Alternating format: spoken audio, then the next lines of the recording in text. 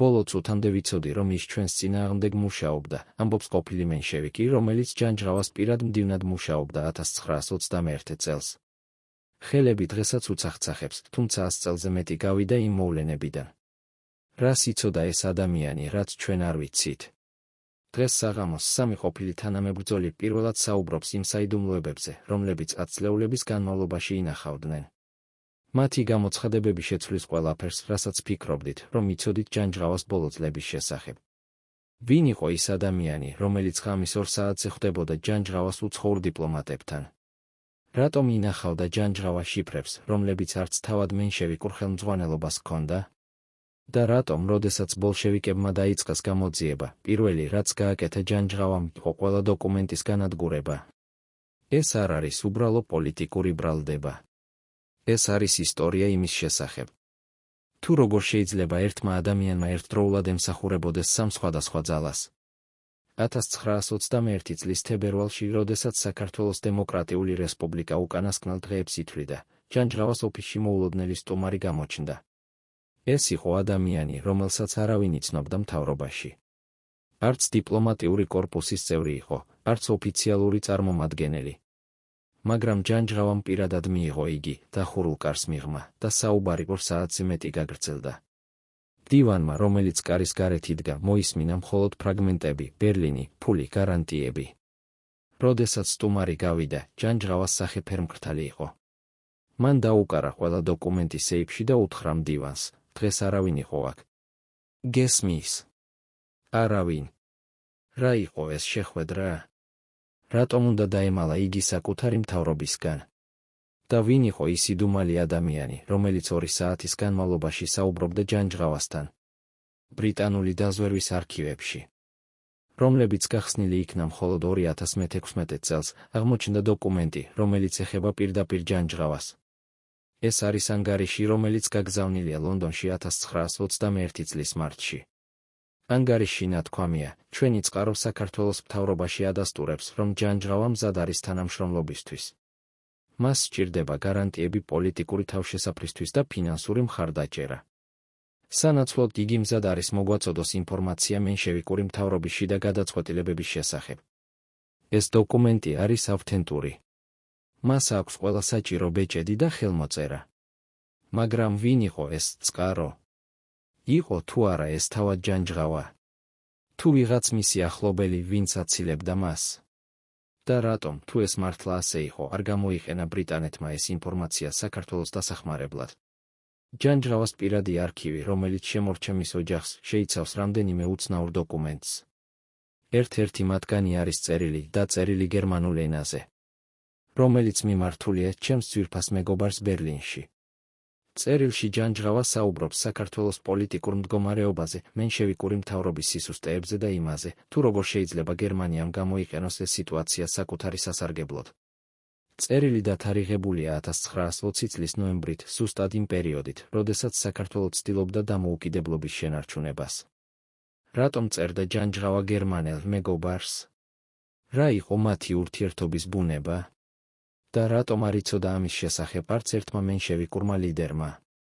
ეს წერილი არის ორიგინალი, ჯანჯღავას ხელწერით. მაგრამ ის არასოდეს გაგზავნილა. რატომ შეინახა ჯანჯღავამ ეს წერილი? იყო თუ არა ეს მტკიცებულება, რომელიც მას სჭირდებოდა საკუთარი უსაფრთხოებისთვის? ფრანგული დაზვერვის დოკუმენტები, რომლებიც ინახება პარიზის არქივებში, ასევე ახსენებენ ჯანჯღავას. 1921 წლის იანვარში, ფრანგმა აგენტმა, რომელიც მუშაობდა თბილისში, გაგზავნა ანგარიში, სადაც წერდა, ჯანჯღავა ხვდება ჩვენს კონტაქტს კვირაში 2 ჯერ. იგი გვაწვდის ინფორმაციას მთავრობის გეგმების შესახებ, მაგრამ ითხოვს სანაცვლოდ დაცვას. ჩვენ ვერ ვპირდებით მას გარანტიებს, რადგან არ ვართ დარწმუნებულნი მის ლოიალობაში. ეს დოკუმენტი ადასტურებს, რომ ჯანჯღავა რეალურად ხვდებოდა უცხოელ აგენტებს. მაგრამ რას აწვდიდა მათ? იყო თუ არა ეს რეალური სახელმწიფო საიდუმლოებები? თუ დეზინფორმაცია, რომელსაც ჯანჯღავა იყენებდა საკუთარი მიზნებისთვის? და რატომ არ ენდობოდნენ მას თავად ფრანგები? ყოფილი მენშევიკი, რომელიც ემიგრაციაში გადავიდა 1921 წლის შემდეგ, წერდა თავის მემუარებში, ჯანჯღავა იყო ადამიანი, რომელსაც ყველა ენდობოდა, მაგრამ არავინ იცოდა, რას ფიქრობდა რეალურად. მას ჰქონდა უნარი ეთამაშა ყველა მხარისთვის და არავის არ გაეცა. ჩვენ ვიცოდით, რომ იგი ხვდებოდა უცხოელებს, მაგრამ ვფიქრობდით, რომ ეს იყო დიპლომატიური საჭიროება. მხოლოდ მოგვიანებით გავიგეთ, რომ ეს შეხვედრები იყო გაცილებით მეტი, ვიდრე უბრალო საუბრები. ეს მემუარები გამოქვეყნდა 1930-იან წლებში პარიზში. მათში ავტორი აღწერს, თუ როგორ აღმოაჩინა შემთხვევით, რომ ჯანჯღავას ჰქონდა ორი სხვადასხვა პასპორტი, ერთი საქართველოს, მეორე უცნობი ქვეყნის. რატომ სჭირდებოდა ჯანჯღავას ორი პასპორტი? სად აპირებდა გამოყენებას მეორისა? და ვინ მისცა მას ეს დოკუმენტი? ბოლშევიკური დაზვერვის ჩეკას არქივებში, რომლებიც ნაწილობრივ გახსნილია დღეს, არსებობს საქმე ჯანჯღავაზე. ეს საქმე იწყება 1920 წლიდან, ერთი წლით ადრე, ვიდრე ბოლშევიკებმა დაიპყრეს საქართველო. საქმეში არის ანგარიშები აგენტებისგან, რომლებიც აკვირდებოდნენ ჯანჯღავას. ერთ-ერთ ანგარიშში წერია, ობიექტი ხვდება უცხოელ დიპლომატებს რეგულარულად. შეხვედრები ხდება ღამის საათებში, ხშირად პირად ბინებში, არაოფიციალურ ადგილებში. ობიექტი იყენებს სხვადასხვა მარშრუტებს, რათა თავიდან აიცილოს თვალთვალი. ეს მიუთითებს კონსპირაციულ საქმიანობაზე. ჩეკას აგენტები ადევნებდნენ თვალს ჯანჯღავას ერთი წლის განმავლობაში. მათ დააფიქსირეს 22 შეხვედრა უცხოელებთან. მაგრამ რატომ არ დააპატიმრეს ჯანჯღავა მაშინვე? რატომ ელოდნენ ბოლშევიკები? იყო თუ არა ეს ნაწილი უფრო დიდი გეგმისა? 1921 წლის თებერვალში, ორი კვირით ადრე, ვიდრე ბოლშევიკებმა შეიჭრნენ საქართველოში, ჯანჯღავამ მოულოდნელად გაყიდა თავისი ქონება თბილისში.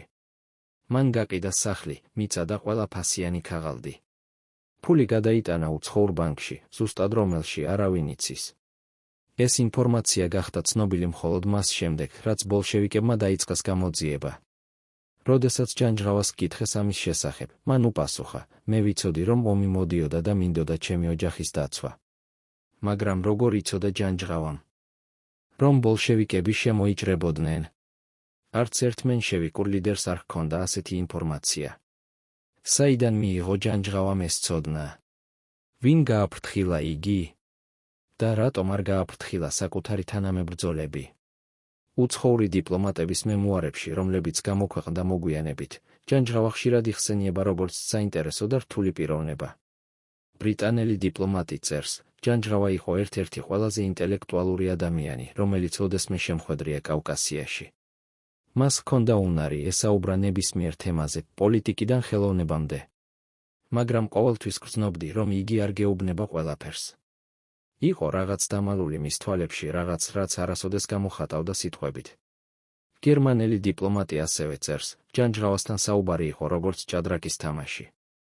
ყოველი სიტყვა იყო გათვლილი, ყოველი პაუზა ჰქონდა მნიშვნელობა. მე არასოდეს ვიცოდი, მართლა ფიქრობდა თუ არა იმას, რასაც ამბობდა. რატომ აღწერენ დიპლომატები ჯანჯღავას ასე? რას ფარავდა იგი? და რატომ გრძნობდნენ ისინი, რომ ჯანჯღავა თამაშობდა რაღაც თამაშს? 1921 წლის მარტში, როდესაც ბოლშევიკებმა დაიწყეს ჯანჯღავას დაკითხვა, პირველი კითხვა, რაც დაუსვეს, იყო, ვისთვის მუშაობდით? ჯანჯღავამ უპასუხა, მე ვმუშაობდი საქართველოსთვის. მაგრამ გამომძიებელი არ დაკმაყოფილდა ამ პასუხით. მან გააგრძელა, ჩვენ გვაქვს მტკიცებულებები, რომ თქვენ ხვდებოდით უცხოურ აგენტებს. ჩვენ ვიცით თქვენი შეხვედრების თარიღები, ადგილები და მონაწილეები. რას აძლევდით მათ? ჯანჯღავა დუმდა. გამომძიებელმა გააგრძელა, თქვენ გქონდათ ორი პასპორტი. თქვენ გაყიდეთ ქონება და გადაიტანეთ ფული უცხოეთში. თქვენ იცოდით, რომ ჩვენ მოვდიოდით. ვინ გითხრათ? ჯანჯღავა კვლავ დუმდა. ეს დაკითხვის ოქმი შემორჩა ჩეკას არქივებში. მასში არის 30-ზე მეტი გვერდი კითხვებისა და პასუხების. მაგრამ ჯანჯღავამ არასოდეს აღიარა, რომ მუშაობდა უცხოური დაზვერვისთვის. რატომ? რას იცავდა იგი? თუ რეალურად არაფერი ჰქონდა დასამალი. ყოფილი ჩეკისტი, რომელიც მონაწილეობდა ჯანჯღავას საქმეში, წერდა მოგვიანებით, ჩვენ ვიცოდით, რომ ჯანჯღავა არ იყო უბრალო მენშევიკი. მას ჰქონდა კავშირები, რომლებიც სცილდებოდა საქართველოს საზღვრებს. მას ჰქონდა ფული, რომლის წარმოშობა არ იყო ნათელი. მას ჰქონდა ინფორმაცია, რომელიც არ უნდა ჰქონოდა. მაგრამ ჩვენ ვერასოდეს მოვიპოვეთ მყარი მტკიცებულება. ჯანჯღავა იყო ძალიან ფრთხილი. იგი არასოდეს დატოვებდა კვალს.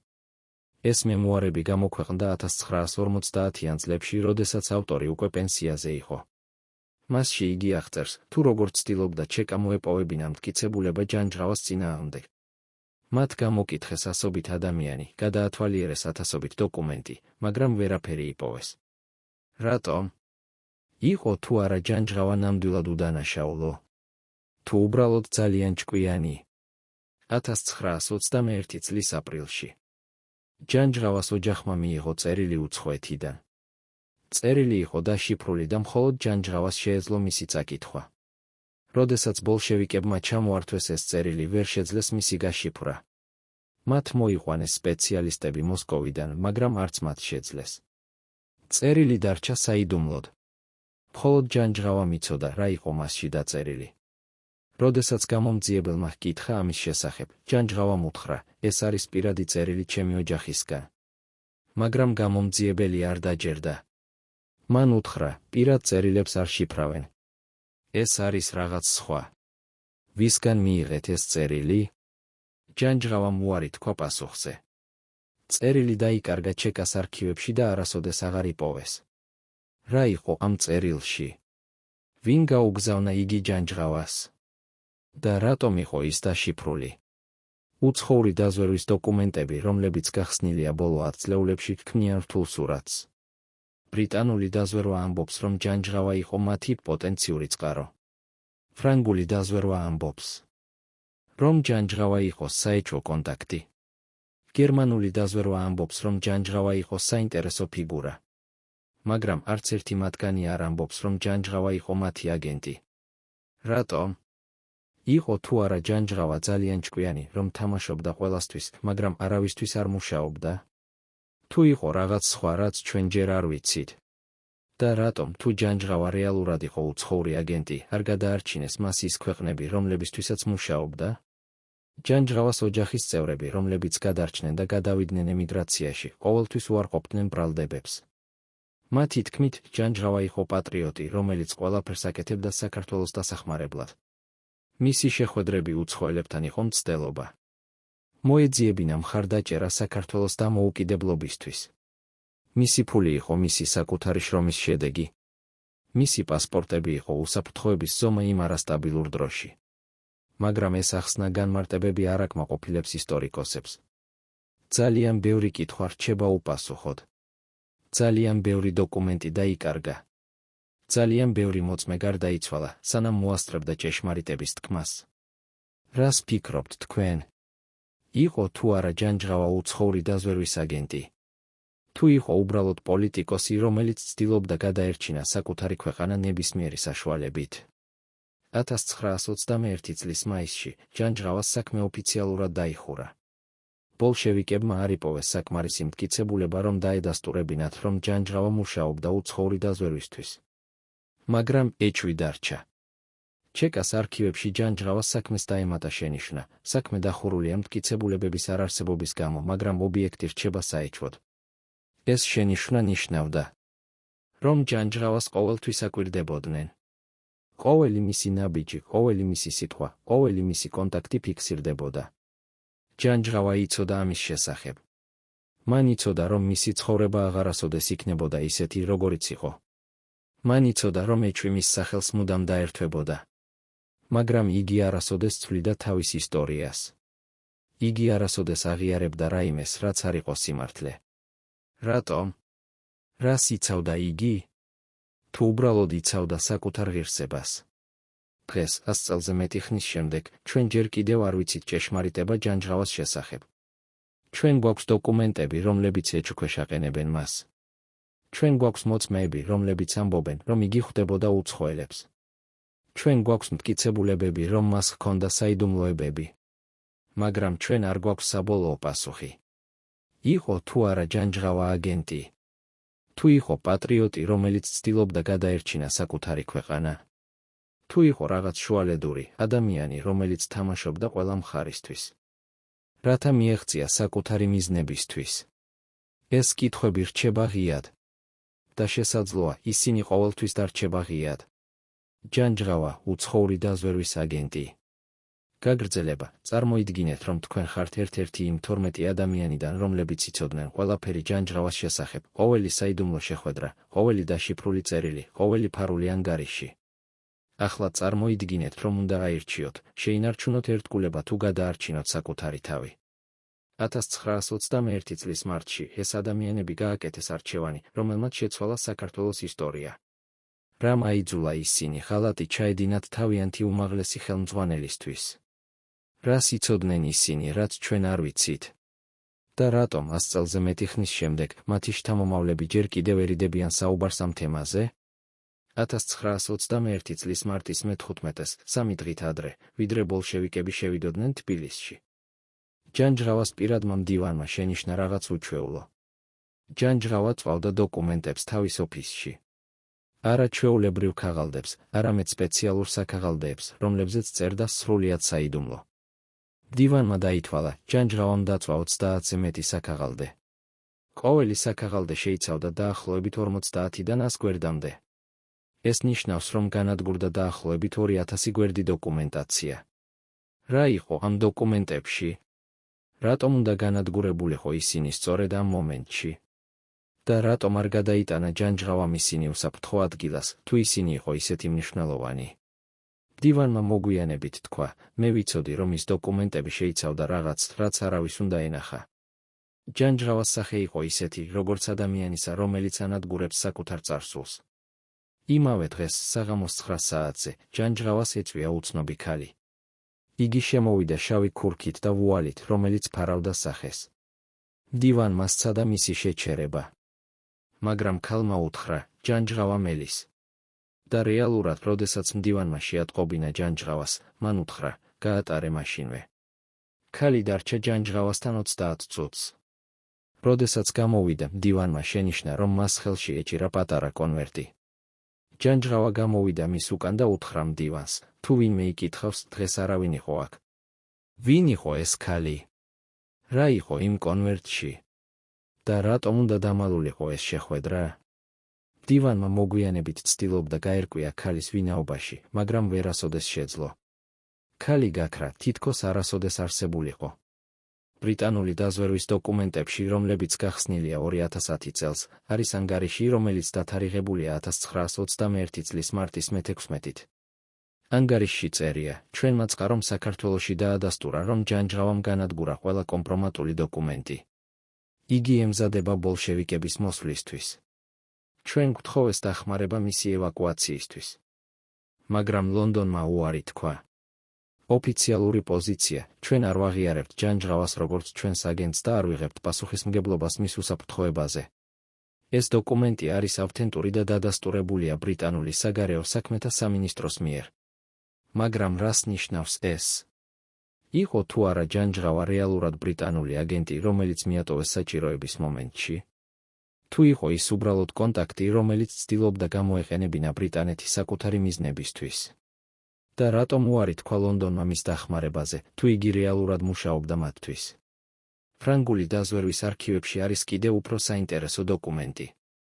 ეს არის ანგარიში, რომელიც გაგზავნილია პარიზში 1921 წლის მარტის მე-18-ს, ზუსტად იმ დღეს, როდესაც ბოლშევიკები შევიდნენ თბილისში. ანგარიშში წერია, ჯანჯღავა დააპატიმრეს დღეს დილით. ჩვენმა აგენტმა ცდილობდა მასთან დაკავშირებას. მაგრამ ვერ შეძლო. ჯანჯღავას ოჯახი ასევე დააკავეს. ჩვენ ვკარგავთ ერთ-ერთ ყველაზე ღირებულ წყაროს კავკასიაში. პარიზმა უნდა გადაწყვიტოს, ღირს თუ არა მისი გადარჩენის მცდელობა. ეს დოკუმენტი პირდაპირ ამბობს, რომ ჯანჯღავა იყო ღირებული წყარო ფრანგული დაზვერვისთვის. მაგრამ რას აწვდიდა მათ ჯანჯღავა? რა ინფორმაცია იყო ისეთი ღირებული, რომ ფრანგები განიხილავდნენ მის გადარჩენის ოპერაციას? და რატომ, საბოლოოდ, არ გადაარჩინეს იგი? 1921 წლის მარტის 21-ს, ჯანჯღავას პირველი დაკითხვის დროს, ბოლშევიკურმა გამომძიებელმა დაუსვა კითხვა, რომელიც შეცვლიდა ყველაფერს. გამომძიებელმა უთხრა, ჩვენ ვიცით, რომ თქვენ მუშაობდით ბრიტანელებისთვის. ჩვენ გვაქვს დოკუმენტები, რომლებიც ამას ადასტურებენ. ჩვენ გვაქვს მოწმეები, რომლებიც გიხილეს ბრიტანელ აგენტებთან. ჩვენ გვაქვს თქვენი ანგარიშების ასლები, რომლებიც გაგზავნეთ ლონდონში. რატომ არ აღიარებთ? ჯანჯღავამ უპასუხა, მე არასოდეს არ მიმუშავია არც ერთი უცხოური დაზვერვისთვის. თუ თქვენ გაქვთ დოკუმენტები, გამიჩინეთ ისინი.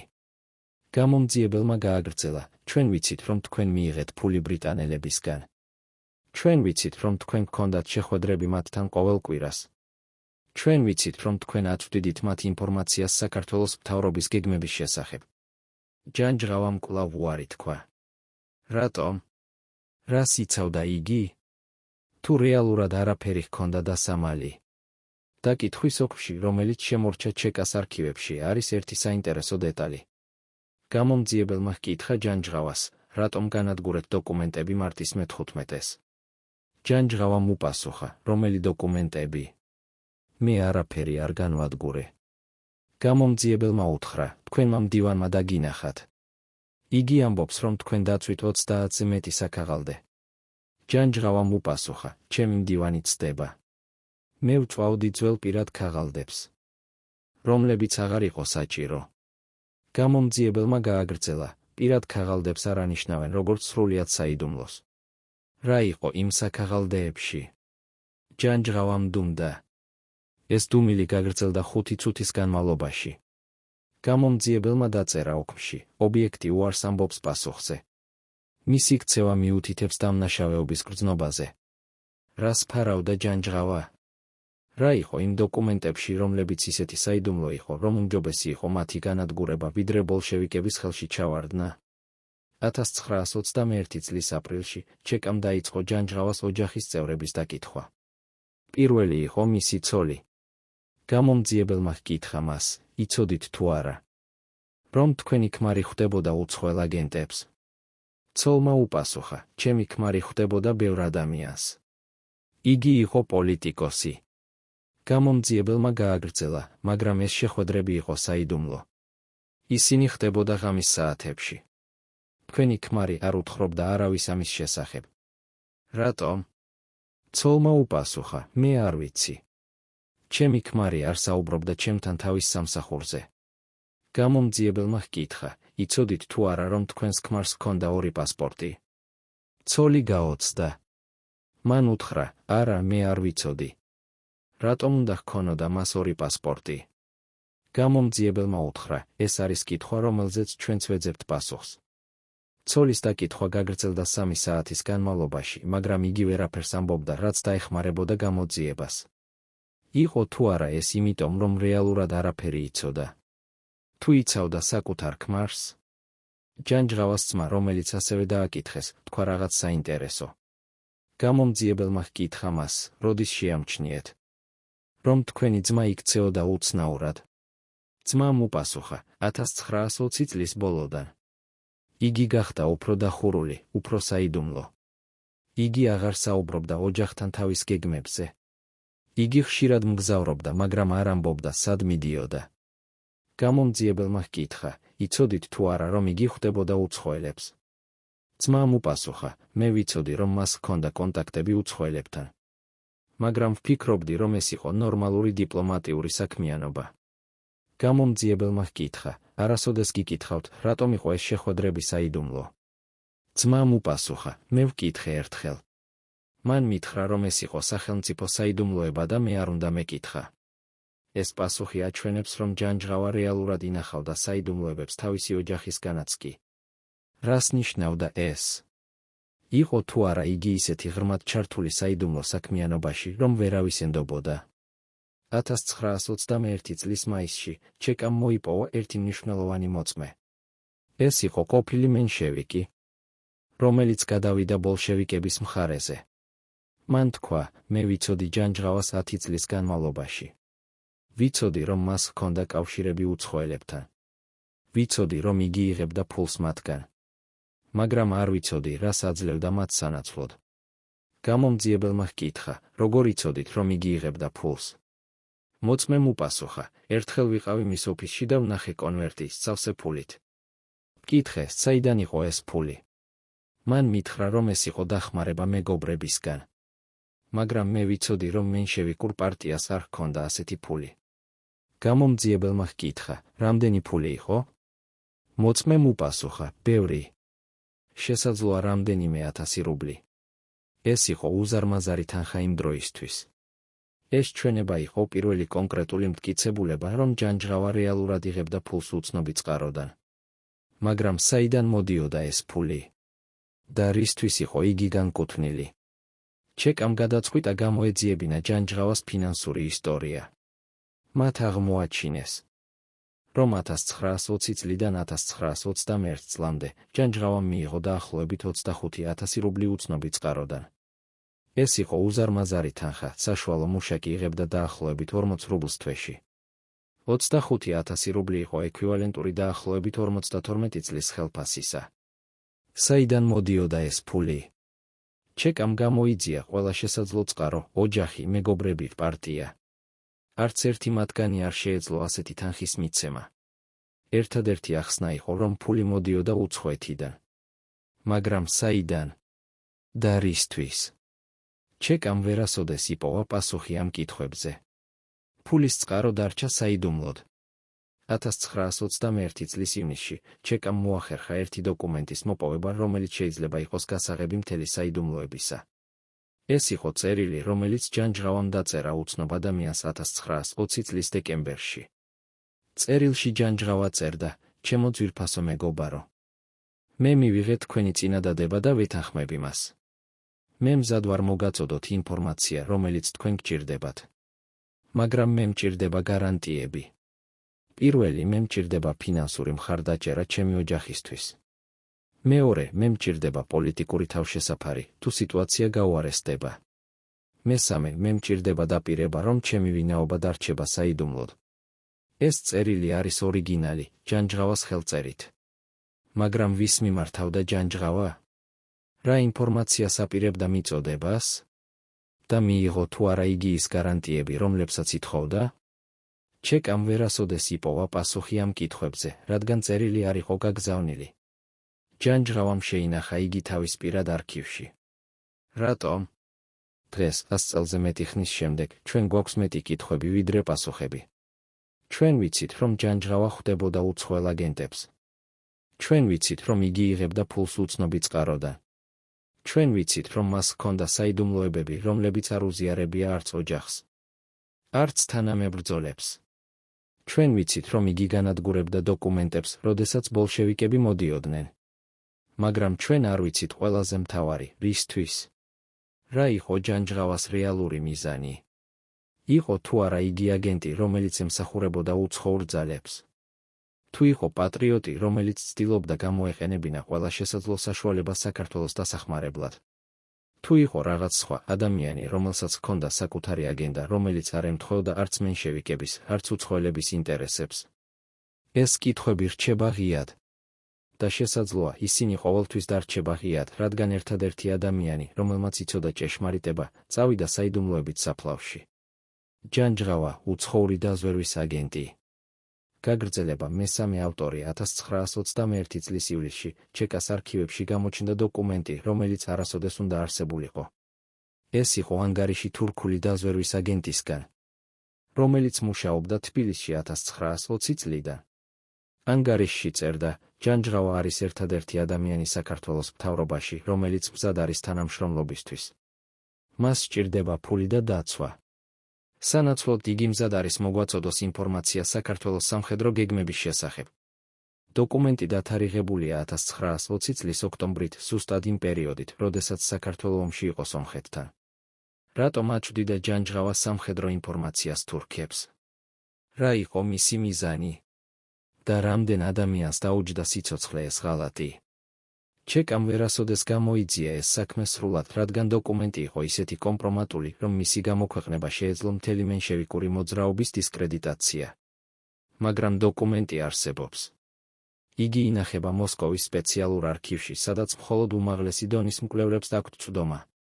ყოფილი ჩეკისტი, რომელიც მუშაობდა ჯანჯღავას საქმეზე, წერდა თავის პირად დღიურში: ჯანჯღავა იყო ყველაზე რთული ობიექტი, რომელზეც ოდესმე მიმუშავია. ყოველი მისი სიტყვა იყო გათვლილი. ყოველი მისი მოძრაობა იყო დაგეგმილი. იგი იცოდა, რომ ჩვენ ვაკვირდებოდით მას და იგი თამაშობდა ჩვენთან. ერთხელ დაკითხვის დროს მან მითხრა: თქვენ ვერასოდეს იპოვით მტკიცებულებას, რადგან არაფერი არ არსებობს. მე ვარ უბრალო პოლიტიკოსი, რომელიც ცდილობდა გადაერჩინა საკუთარი ქვეყანა. მაგრამ მისი თვალები ამბობდა სხვა რამეს. მისი თვალები ამბობდა, მე ვიცი ყველაფერი, რასაც თქვენ ვერასოდეს გაიგებთ.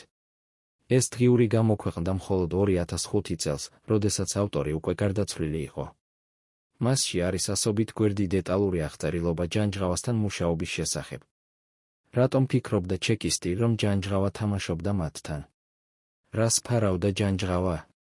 და რატომ იყო იგი ისეთი დარწმუნებული, რომ ჩეკა ვერასოდეს იპოვიდა მტკიცებულებას?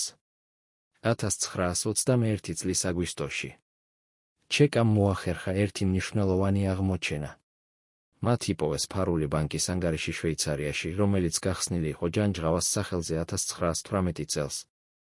ანგარიშზე იყო დაახლოებით 50,000 შვეიცარიული ფრანკი, უზარმაზარი თანხა იმ დროისთვის. ფული შემოდიოდა რეგულარულად ყოველ კვარტალში სხვადასხვა ბანკებიდან ევროპაში. ჩეკამ ვერ დაადგინა, ვინ აგზავნიდა ამ ფულს.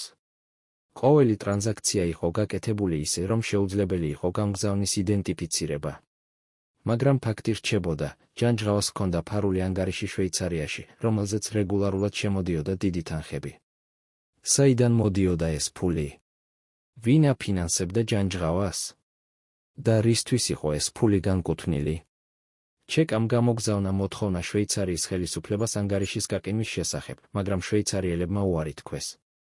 მათ უთხრეს, რომ ბანკის საიდუმლოება არის შვეიცარიის კანონი და ისინი ვერ გაამჟღავნებენ ინფორმაციას. იმავე პერიოდში ბრიტანული დაზვერვის აგენტმა, რომელიც მუშაობდა მოსკოვში, გაგზავნა ანგარიში ლონდონში. ანგარიშში წერდა, ბოლშევიკები აგრძელებენ ჯანჯღავას საქმის გამოძიებას. ისინი ეძებენ კავშირს ჩვენთან, მაგრამ ვერ პოულობენ.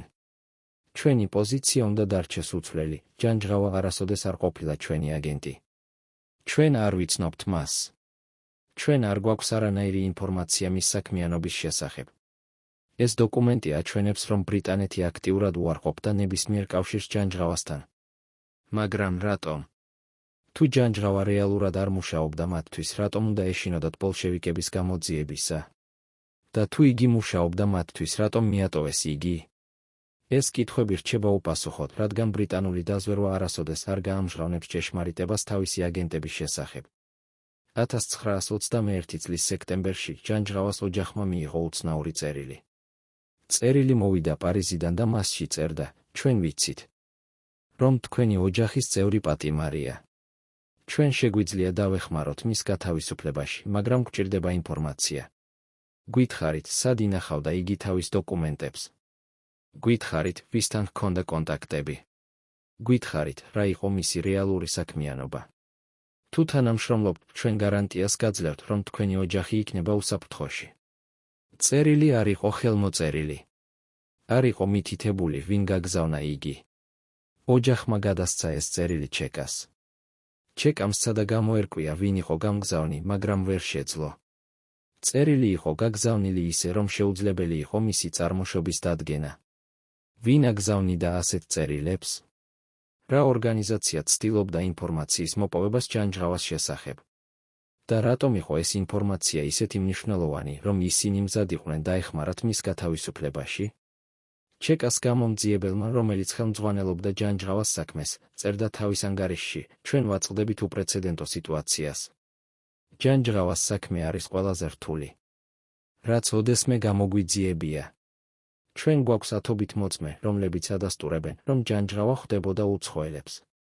ჩვენ გვაქვს დოკუმენტები, რომლებიც აჩვენებენ, რომ მას ჰქონდა ფარული ფინანსური წყაროები. ჩვენ გვაქვს მტკიცებულებები, რომ იგი განადგურებდა კომპრომატულ მასალებს. მაგრამ ჩვენ არ გვაქვს პირდაპირი მტკიცებულება, რომ იგი იყო აგენტი. ყოველი ჩვენი მტკიცებულება არის ირიბი. ყოველი ჩვენი მოწმე ამბობს მხოლოდ ნაწილს ისტორიისა. ჯანჯღავა თავად უარყოფს ყველაფერს. და ჩვენ ვერ ვპოულობთ გზას, რომ დავამტკიცოთ მისი დამნაშავეობა. ეს ანგარიში გაგზავნილია მოსკოვში 1921 წლის ოქტომბერში. მასში გამომძიებელი ითხოვს დამატებით დროს და რესურსებს გამოძიებისთვის.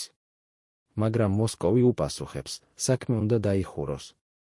ჩვენ არ გვაქვს დრო და რესურსები უსასრულო გამოძიებისთვის. რატომ გადაწყვიტა მოსკოვმა საქმის დახურვა?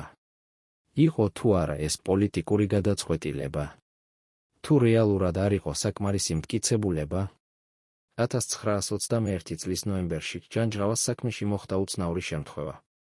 ერთ-ერთი მთავარი მოწმე, რომელიც უნდა ჩაეთვალა ჯანჯღავას წინააღმდეგ, უეცრად შეცვალა თავისი ჩვენება.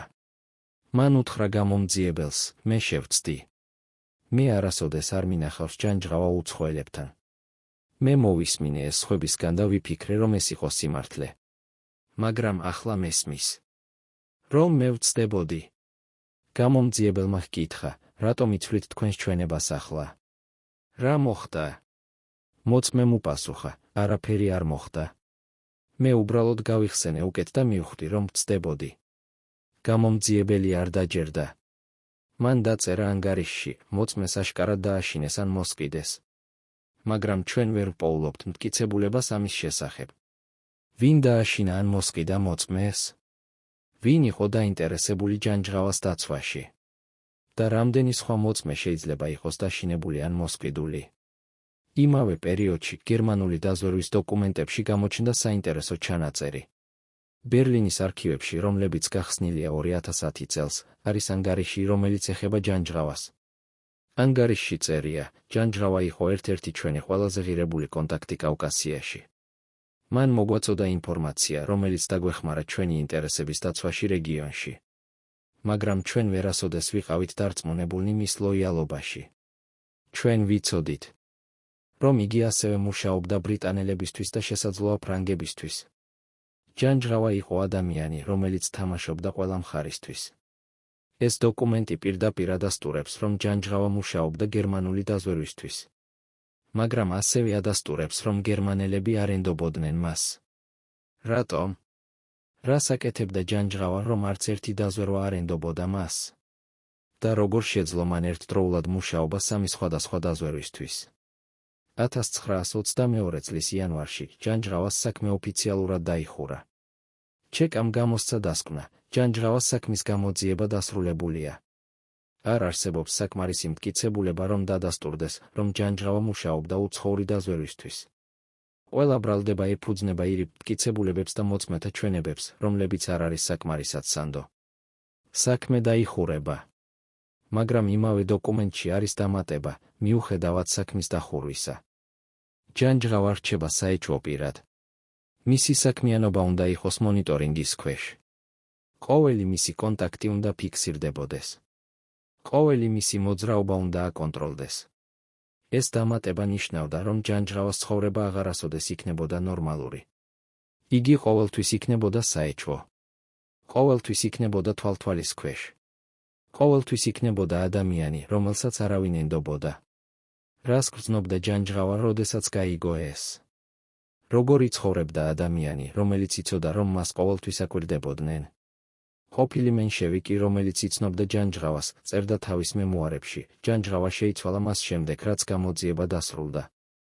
იგი გახდა უფრო დახურული, უფრო ეჩვიანი. იგი აღარ ენდობოდა არავის. იგი აღარ საუბრობდა პოლიტიკაზე. იგი ცხოვრობდა როგორც ადამიანი, რომელიც იცოდა, რომ მისი ყოველი სიტყვა, მისი ყოველი მოძრაობა ფიქსირდებოდა. ერთხელ მე ვკითხე მას, როგორ შეგიძლია ცხოვრება ასე? მან მიპასუხა, ეს არის ფასი, რომელიც უნდა გადავიხადო იმისთვის, რაც გავაკეთე. მე ვკითხე, რა გააკეთე? მან უბრალოდ გაიღიმა და არაფერი უთხრა. რას ნიშნავდა ეს პასუხი? რას აღიარებდა ჯანჯღავა? და რატომ არ უთხრა მთელი ჭეშმარიტება თავის ძველ მეგობარს? დღეს, 100 წელზე მეტი ხნის შემდეგ, ჩვენ გვაქვს ათობით დოკუმენტი, ასობით მოწმის ჩვენება, ათასობით გვერდი გამოძიების მასალები. მაგრამ ჩვენ ჯერ კიდევ არ ვიცით ჭეშმარიტება. იყო თუ არა ჯანჯღავა აგენტი, რომელიც ემსახურებოდა ერთდროულად სამ სხვადასხვა დაზვერვას? თუ იყო პატრიოტი, რომელიც ცდილობდა გამოეყენებინა ყველა შესაძლო საშუალება საქართველოს დასახმარებლად? თუ იყო რაღაც სხვა ადამიანი, რომელსაც ჰქონდა საკუთარი აგენდა, რომელიც არ ემთხვეოდა არავის ინტერესებს? რას ფიქრობთ თქვენ? შეგიძლიათ თუ არა წარმოიდგინოთ, რომ ერთმა ადამიანმა შეძლოს ერთდროულად მუშაობა სამი სხვადასხვა დაზვერვისთვის და არც ერთს არ გაეცეს? ან შეიძლება მთელი ეს ისტორია იყოს უბრალოდ პოლიტიკური ინტრიგა, რომელიც შექმნილია ჯანჯღავას დისკრედიტაციისთვის?